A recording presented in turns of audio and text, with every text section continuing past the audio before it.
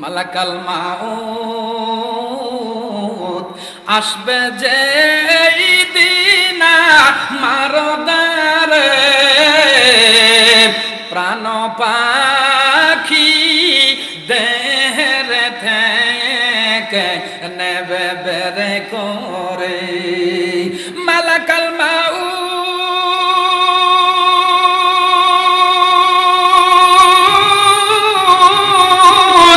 আসবে যে দিন মারদারে প্রাণ পাখি দেহের থেকে নেবে বেরে করে পাপী আমি কেমনে থাকব মাওলা কবরে সাথী নাই রে বাতি নাই রে মাওলা ওই ঘরে সাথী নাই রে বাতি নাই রে মাওলা এত সাদের গরবারি বিছানা এসব রেখে দিতে চাই না মন রওয়ানা এত সাদের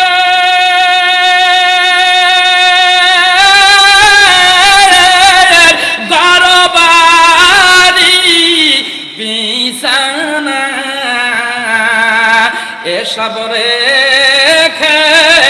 দিতে চাই না মন রওয়ানা মোল্লাক ধরিয়ে নিয়ে এরকম তাচ্ছিল্য করে কি করে না আচ্ছা আমার শরীর কি কাঠ দিয়ে বানাই না কাঠমোল্লা যে বলেন আর তোমাদের শরীর লোহা দিয়ে বানাই না তাচ্ছিল্য ইমাম সাহেবকে ধরে নিয়ে যখন ইমাম সাহেব আসে ওনার তো কাঁপুনি শুরু হয়ে গেছে বাদশাহ নামদার কি বলেন বলে আমি বলি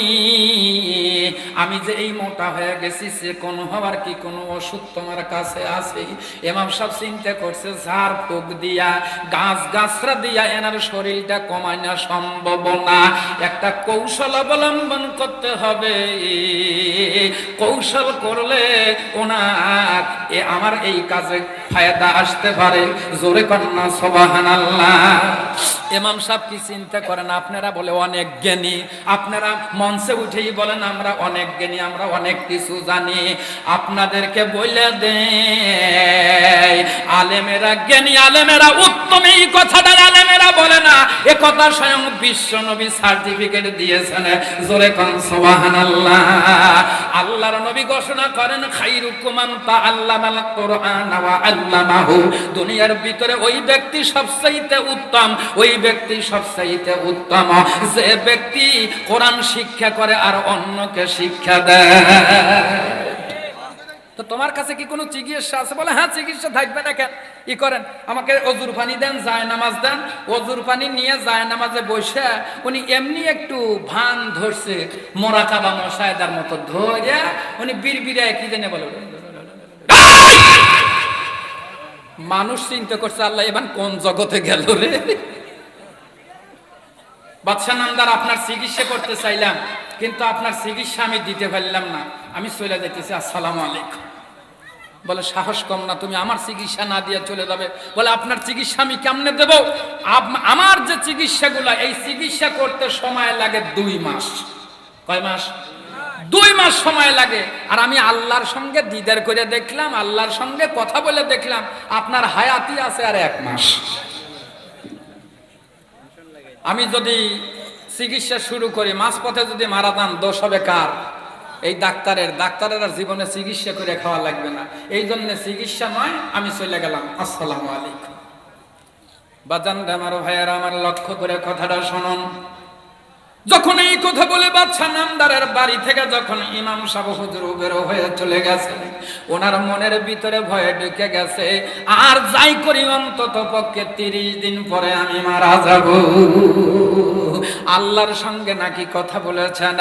উনি খায় না, উনি ঘুমায় না, উনি বিবির কাছে যায় না, ওনার সন্তানাদি ডাক দেয়, সন্তানাদির ডাক শোনে না, উনি প্রাসাদে যায় না, উনি ক্ষমতার আর বড়াই দেখায় না। 30 দিন পরে মারা যাব। এইভাবে যাইতে যাইতে 28 দিনের মাথায় বাদশা ছিল মোটু। 28 দিন পরে বাদশা নামদার না খায়া খায়া হয়ে গেছে পাতলু।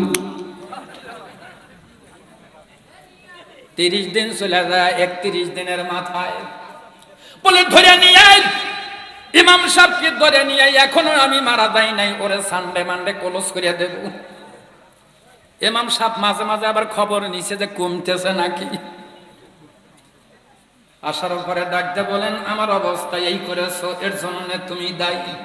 বলে আমি এটার জন্য দায়ী নয়। বলে তুমি বলে গেছো আমি 30 দিনের মাথায়, তার মানে 31 দিন পর আমি মারা যাব। 30 দিন পরে 31 দিনের মাথায় মারা যাব, এখনো আমি মারা যাই নাই। ইমাম সাহেব ডাকতে বলে, বাদশা নামদার, আমি তো এটা বলি নাই, আমাকে চিকিৎসা করতে বলেছেন।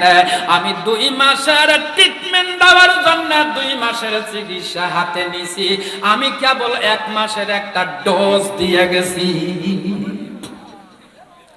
আমি আজকে আসছি 2য় মাসের ডোজ দেওয়ার জন্য, নিবেন? জ্ঞানী যারা বোঝে তারা শুধু এশারায়,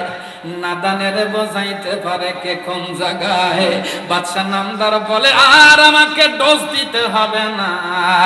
আমি বুঝতে পেরেছি মৌতের কথা যদি মানুষের অন্তরে ঢোকে, ওই মানুষটা কোনোদিন আর বাহাদুরি দেখাইতে পারে না, ক্ষমতার দাপটার দেখাইতে পারে না। ও মুসলমান,